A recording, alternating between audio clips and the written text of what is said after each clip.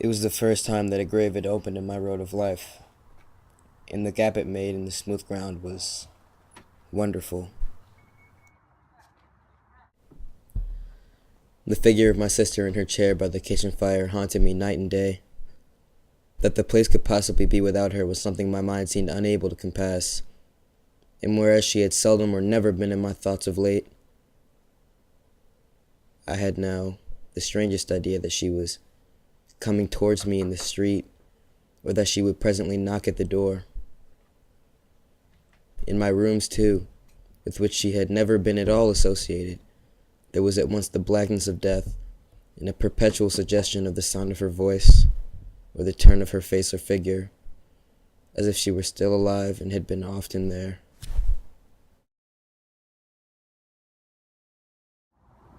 Pocket handkerchiefs out all.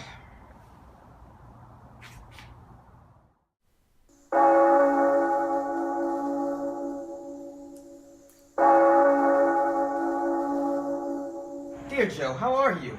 Pip, old chap, you knowed her when she were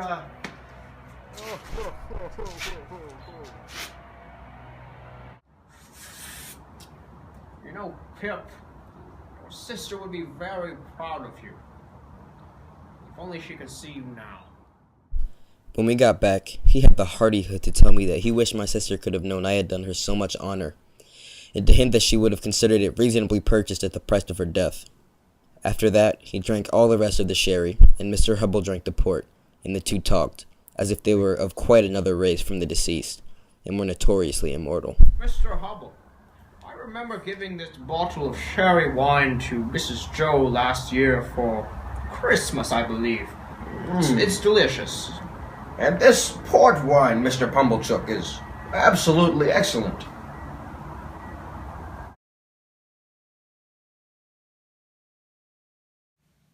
You know, Biddy, I don't really know the particulars of my sister's death.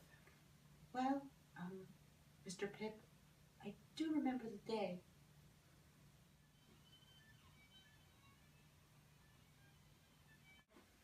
Biddy, go get Joe.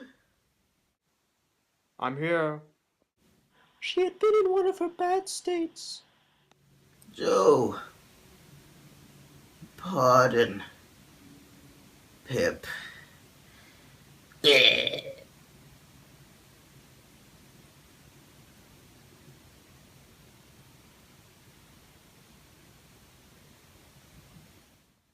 So what's become of Orlick? Well, judging by his clothes, I believe he's working in the quarries. He's still following you? Yes. It revived my utmost indignation to find that she was still pursued by this fellow, and I felt inveterate against him. I told her so, and I told her that I would spend any money or take any pains to drive him out of that country. By degrees she led me into more temperate talk, and she told me how Joe loved me, and how Joe never complained of anything. She didn't say of me. She had no need. I knew what she meant.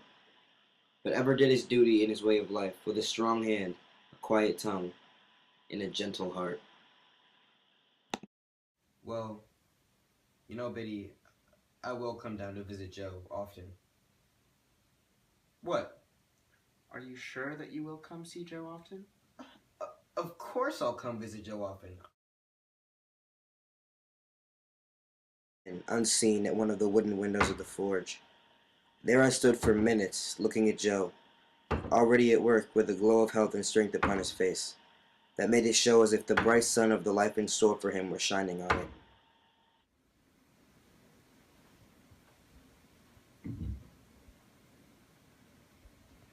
Goodbye, dear Joe. Don't wipe it off, for God's sake. Give me that blackened hand. I'll be done soon and often. Never too soon, sir, and never too often, Pip.